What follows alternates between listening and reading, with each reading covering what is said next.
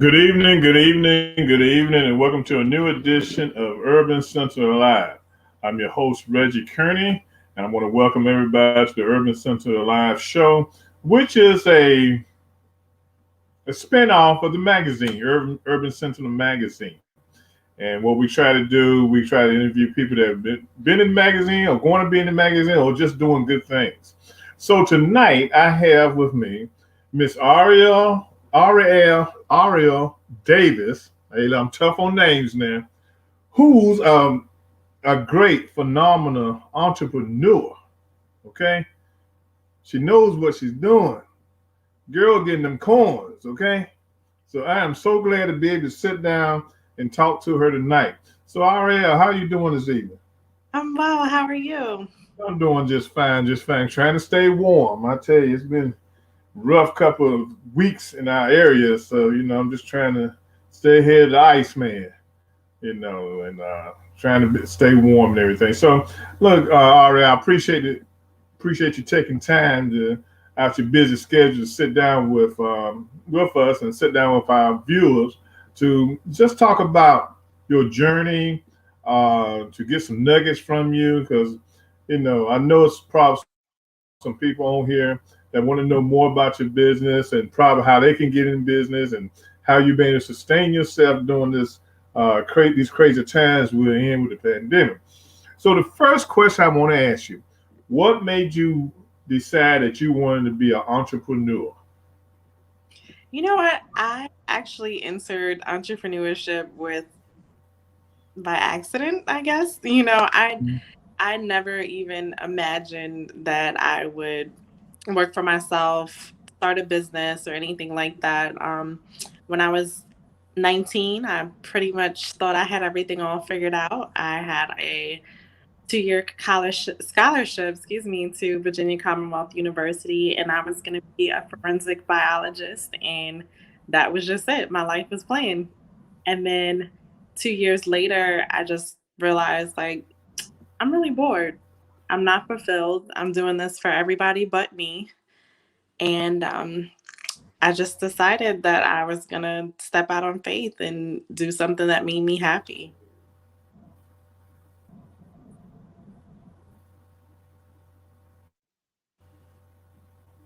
Okay.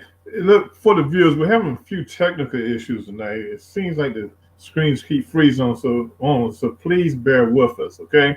So just to give you a little background on Miss Davis, she is the founder and visionary behind the Look Good Live Lux brand and the Lux Lashes Beauty Studio Empire. So tell me, how did you decide you want to get into the health and beauty arena? So while I was in college, I was a freelance makeup artist. My very first makeup job was actually at Sephora, and I have pretty much thought I landed my dream job. I was my senior year of high school, and I was just like, I have arrived. I made it. I am a makeup artist at Sephora. But then I just started to realize throughout my time in college that I was looking forward to the weekends when I can go do my weddings, when I can go, do photo shoots and things like that. So I started to get more into the artistry. And, as I said, once I realized I was bored with college, I would, post ads on Craigslist for anybody looking for a makeup artist. I would post ads, anybody who was for beauty services in general. I pretty much just wanted to learn everything I could so that I could offer these beauty services. So look, what did your parents say when you just told them you were going into the beauty industry? That you said, okay, you're going to school to be a forensic biologist, and then you decide, no, I want to make a left turn and I want to do something that I'm happy doing. The irony is that my mom is actually a retired beautician. She was Okay. this for 35 years. And but she did not want me to follow in her footsteps whatsoever. She was totally against Mhm. it. She was, my baby's gonna go to college, she's gonna be the first one, she's gonna graduate. and I just wasn't there. And the same with my dad, they were all rooting for me, but in the opposite direction. Okay, okay, that sounds good. But it's good when you can have your parents buy-in. Okay, because I know that's important to have that buy-in from your family, your parents. Because I mean, that could be really the thing that separates you from being successful or not being successful. Absolutely. So it's great to have your parents, your family, parents and family on board. And tell me something, okay? Tell me about the business, okay? Tell me about the company you own. Yeah, so Lux Lashes Beauty Studio, which just recently has gotten more into the aesthetics and is now Lux Lashes Beauty and Body, started back in 2014. Actually, um, was my first brick and mortar location, but in 2011 started out of the trunk of my car. So as I said, I posted ads on Craigslist just looking for clients, and I would travel to them.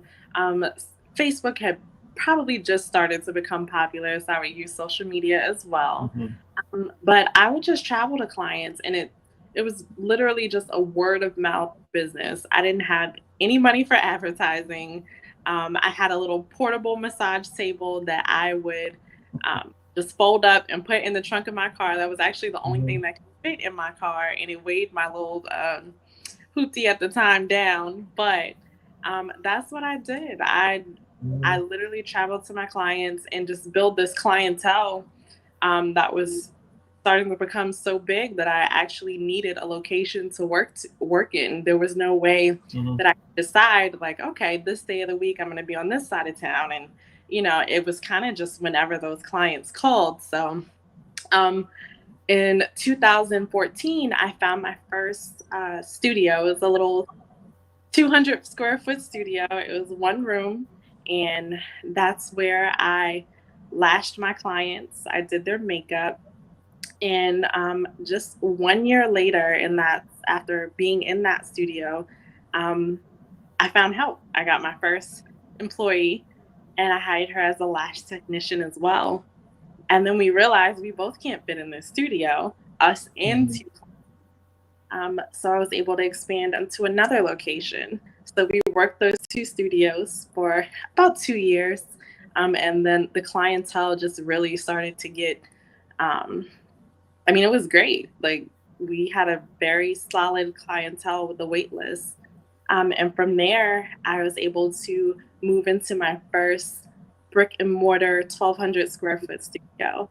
Um, and we stayed there for about 4 years.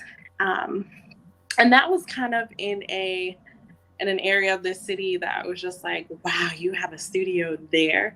But I knew that's where I wanted to be. My very first studio was actually in that same area, but again, I could only afford that little 200 square foot. So I just worked and I hustled until I could get the studio that I really wanted. Hmm. Yeah, I tell you, perseverance, perseverance, perseverance. That's all I'm hearing.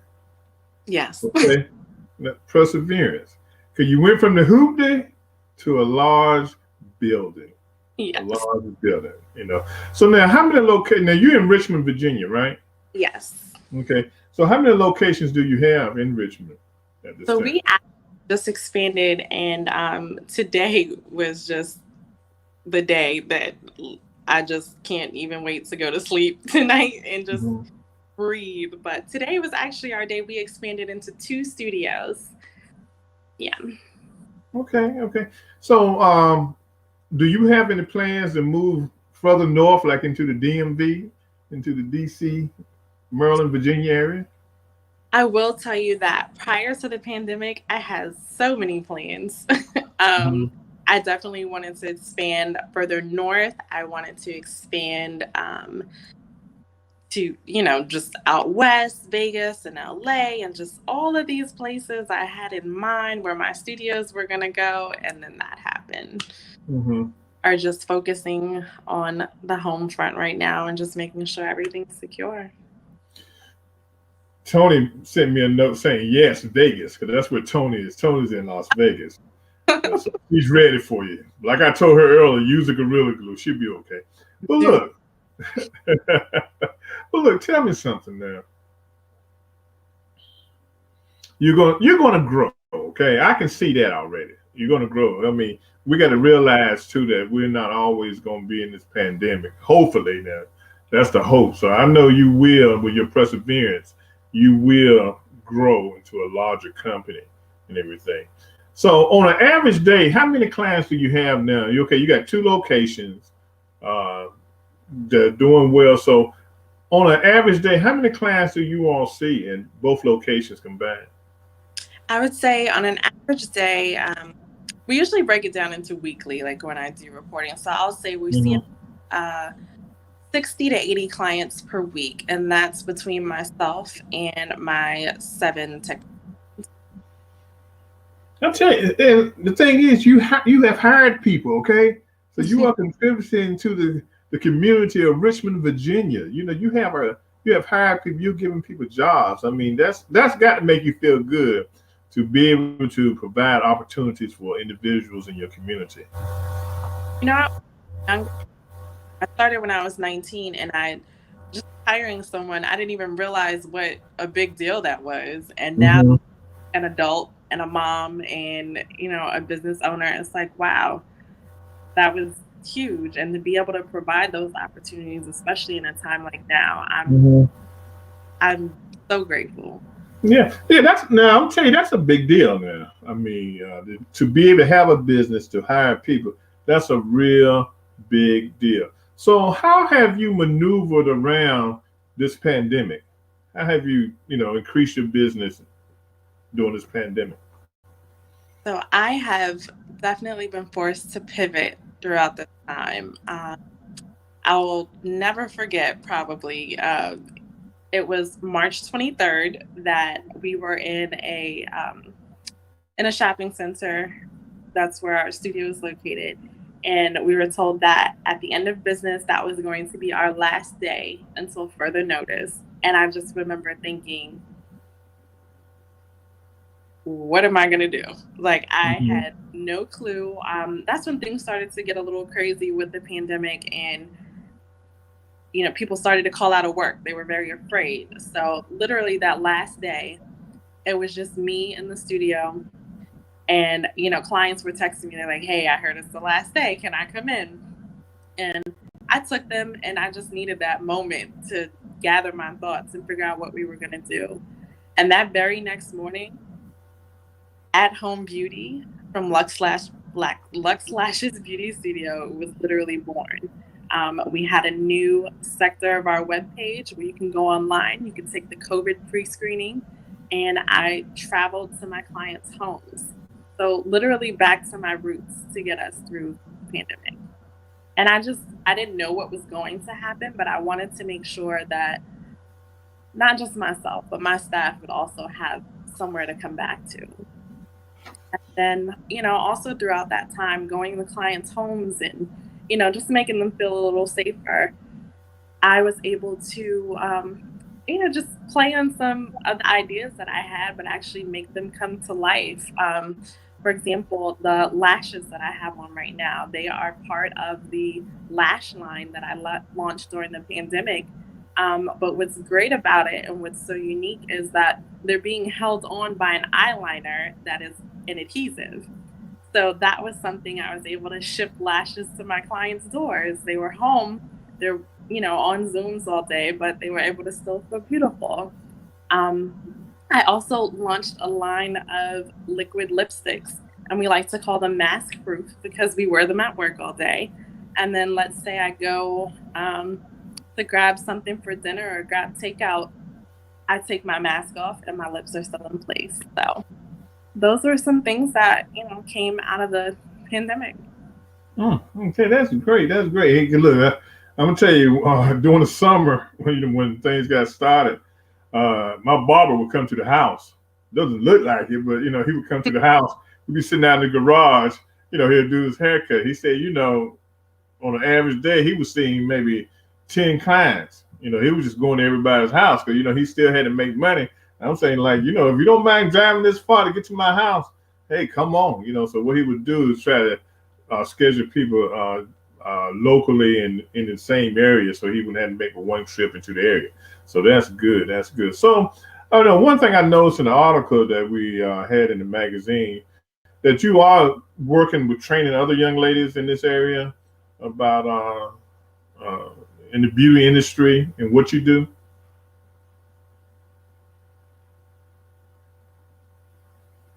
The beauty school where I went to receive my licensing, I'm a licensed esthetician and permanent cosmetics artist.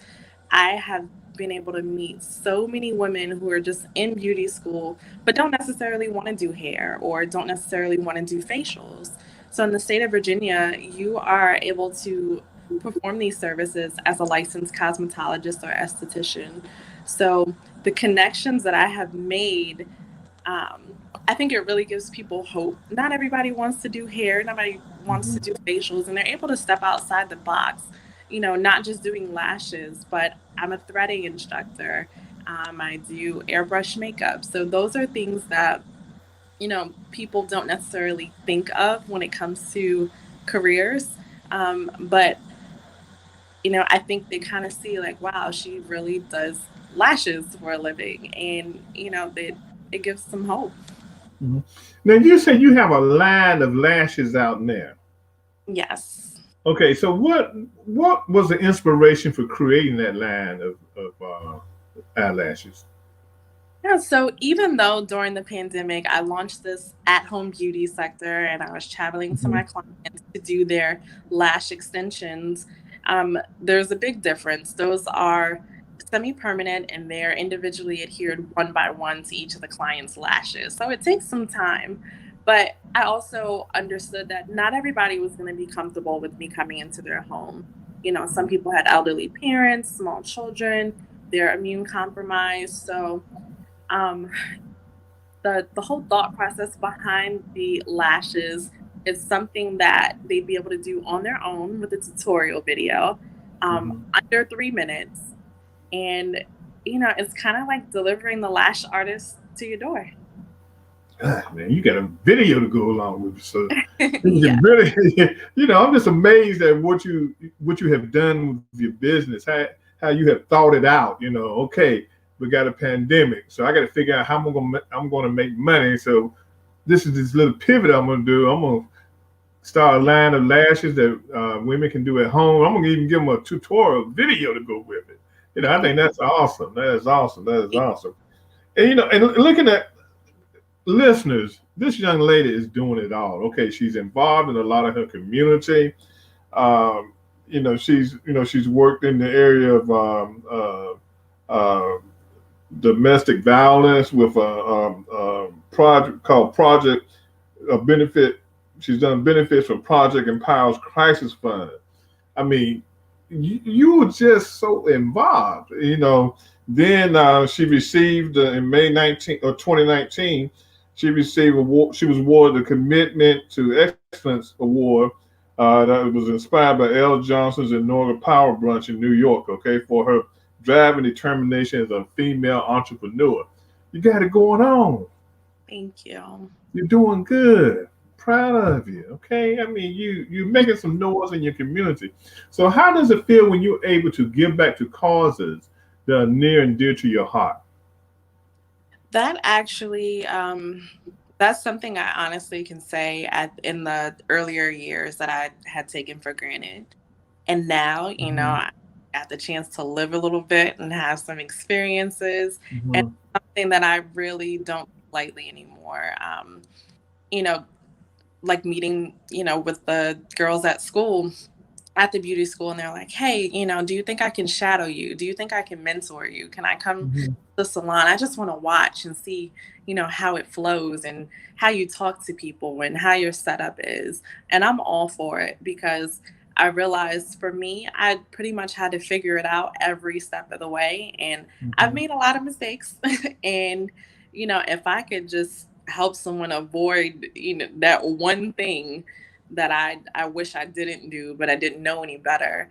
Um, Hmm. feels really good. And it's the same thing with being able to give back and volunteer for things like Project Empower and Brush Not Broken, which are domestic violence advocacies. Um, they those are things that are very near and dear to me. So I just it feels really good to be able to give back. That's great. That's great. That's great. Do you have any men working with you? I don't currently have any men. I never Yeah. see men say, you know, I I might have had one or two submit applications, but Hmm. time to present licensing, they're like, "Oh, I have to have a license," and I'm like, "Yes, but I could, Hmm. help you in that Hmm. area." Usually, they're kind of like, "That's okay," but I'm all for it. I'm ready for my first male lash tag. Right. Now, okay, I know you said that there's many different facets of the beauty industry, okay, with makeup and hair and stuff like that. Have you thought about branching out to where you have a studio to do hair, do have a beautician or have a barber? Have you thought about doing opening those kind of studios? You know what? I have. And before my mom retired, she actually was the stylist in the studio.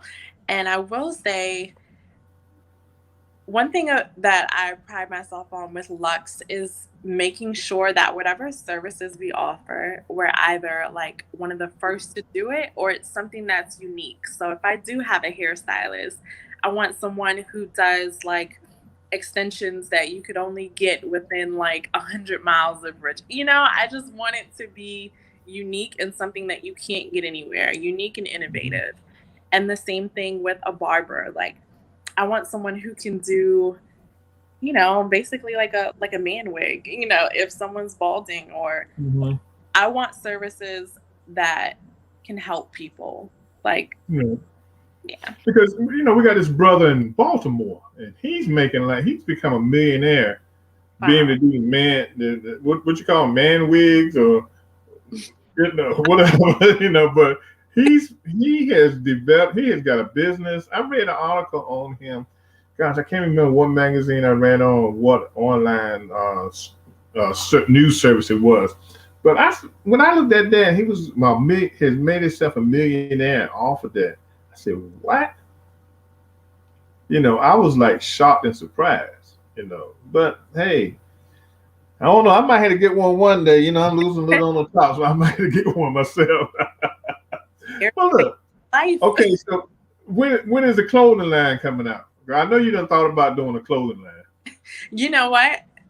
It's funny you said that. I think we're on the same page, but Mm-hmm. I actually just finalized our new Lux merch line this weekend. Mm-hmm. I'm excited to release that. Yeah, well, you're not gonna have to talk offline because I've been thinking about with my business, branching out into that area too. Doing some, small things like coffee cups, t-shirts, things of that nature. But that's good. So you sound like you have figured out the business world, and then you're gonna want to conquer it. Okay.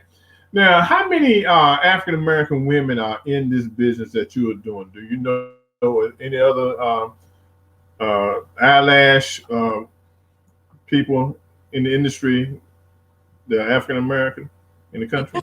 So I will say when I first started doing lash extensions back in 2010, my Mm-hmm. in the area in Richmond, Virginia, there were two women who were actually performing the service, neither one of them being African American. One of them was my boss at the time. I was a receptionist at a beauty studio, and Mm-hmm. the other was probably on the same block, maybe five or six doors down. Um, but you just didn't really see black lash techs here. Um, and then that even more just my boss, she was at a time in her life where she wanted to just expand her family and kind of be home more. So she's like, "Hey, am I hiring someone else or am I going to teach you?"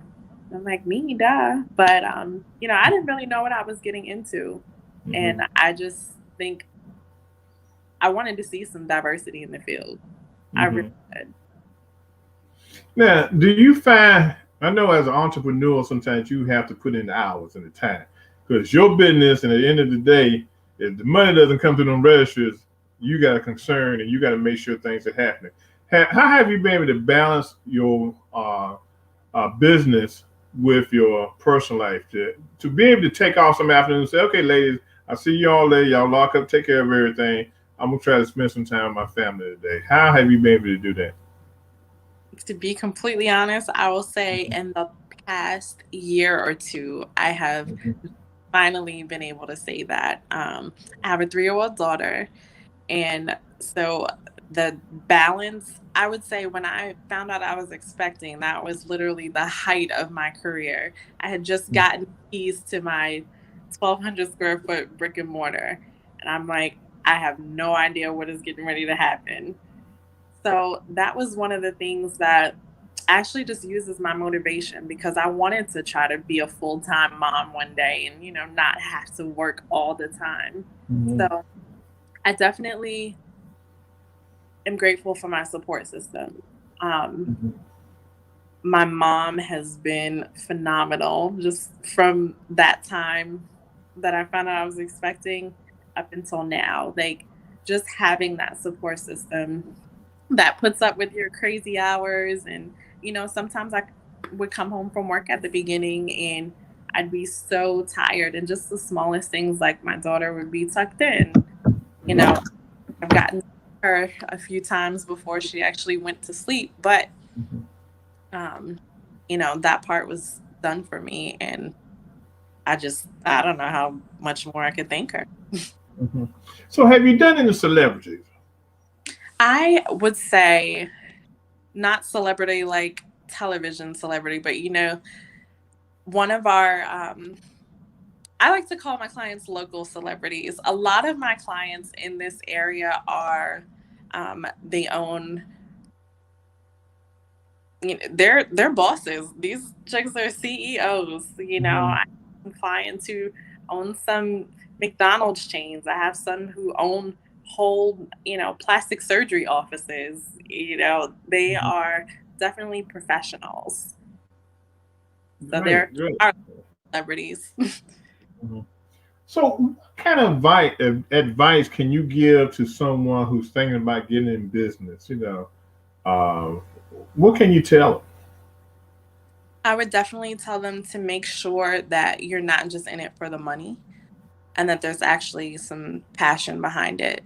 There are so many people who get into fields because they see someone else is making money in that same industry and they're wondering why it's not working out for them the way it did for the other person.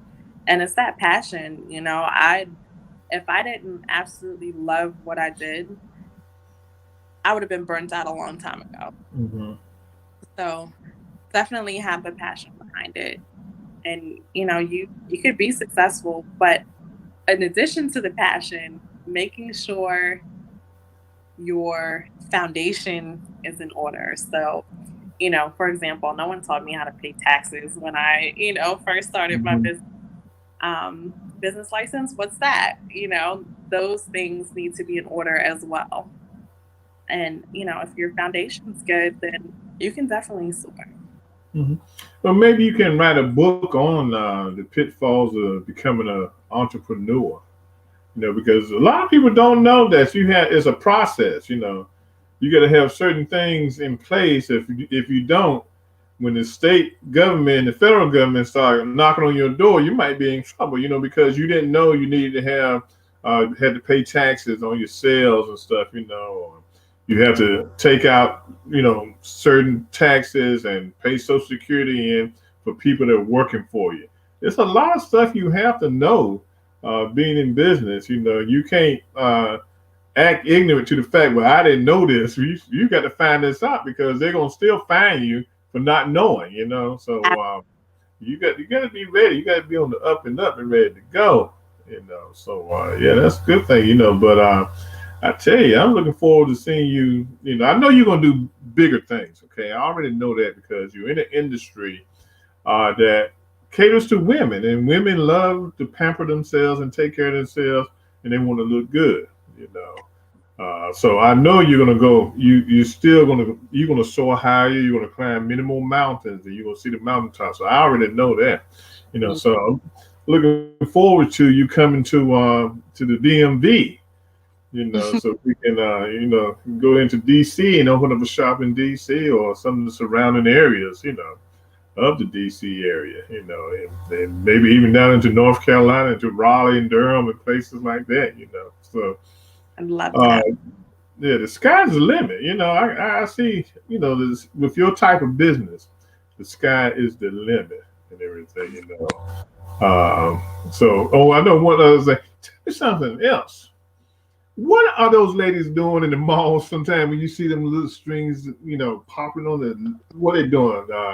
Eyebrows and stuff. What are they doing? Yes. So they are threading, which is actually a service that I offer as well. Okay. And I like to use the hashtag Black Girls Thread too, because, I actually learned to thread by a Middle Eastern woman when I was in beauty school. It's almost like they had their own section of the school. And I was like, what are they doing? So they are actually removing the hair directly from the root. And that thread makes a little, kind of like a loophole.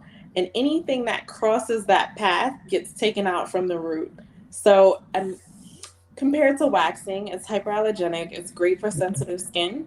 And some people like to say it lasts a lot longer. Okay. You're the expert. I was just wondering, because, out in the mall, you see these ladies running down other ladies and trying to get them to sit down, and you see them with the string in their hand and going around. Okay. That's it. Hair removal with threading. So you are an expert. You are an expert on this and everything. You are definitely an expert. Well, Arielle, I am so glad that I had this opportunity to sit down and talk to you. I was interview you. I was really excited by sitting down and interviewing you, especially after I got the article for the magazine. And I said, I told MJ, I said, I really want to sit down with her and talk to her, interview her, because this is a young lady who's gonna make waves in the world, in the industry. Thank you so much for the invite. Yeah, you're welcome. You're welcome. And find people to mentor. Okay, pull those people along. I mean, because I think one of the things I advocate especially in the African American community, we got to do more in our community to help each other out. I agree. And I know there are young ladies out there who need someone like you to push them and bring them along and show them what to do. So, yeah, and like I said, you out there doing your thing. You got there doing your thing. So, to our listeners, we've been talking to Arielle Davis tonight. She's what we'll call, let me see, she's a health and beauty expert. Okay, she has an empire. She's an entrepreneur. She has her own business that's in the area of lashes. Okay. You know how you ladies love your eyelashes, but she's an expert in the field. She's built a business around this, so she's thriving. So if you're ever in the Richmond area, please look her up. What's the name of your business again? What's the name of the studio? It's Lux Lashes Beauty and Body. Okay. And what's your website? It's lookgoodlivelux.com. Okay. So if you're ever driving through Richmond going south, before you get down there, call up, make an appointment, and stop by and support her business. And if I have any listeners in Richmond, Virginia, please go out and support her and help her business. We've got to support our own in our community. And so I implore you to go out there and to support Arielle. Okay, now, so look, we've had a great time here tonight. Now, tomorrow night, I got another show that I have a co-host, Sherry Ann Tappett. That's the political side of the stuff I talk about. Real World News TV. Tomorrow night, our topic is Republicans. Where do they go from here? Okay. And as we know, it's been a rough weekend. You know what happened in DC. We're not going to discuss that. I'm not going to spoil my opportunity that I've had here tonight with Arielle to talk about what happened in DC over the weekend. Okay. So just come and join us tomorrow night at 8:30 p.m. Eastern Standard Time on Real World News TV. If you haven't liked the page, go to Facebook, look at Real World News TV, and like the page, and come back tomorrow night. We're gonna talk politics. So we're gonna get it. We'll make it a little tough. So, Arielle, thank you for taking time out from your busy schedule to sit down with me tonight to give our listeners some of that, some of the good things, some of the good stuff that you're doing. Okay, to talk about. Okay. And we really appreciate it. And I know this won't be the last time we'll be talking. Okay. Okay. Sounds good. Good night, everyone. Good night, Arielle. Thank you.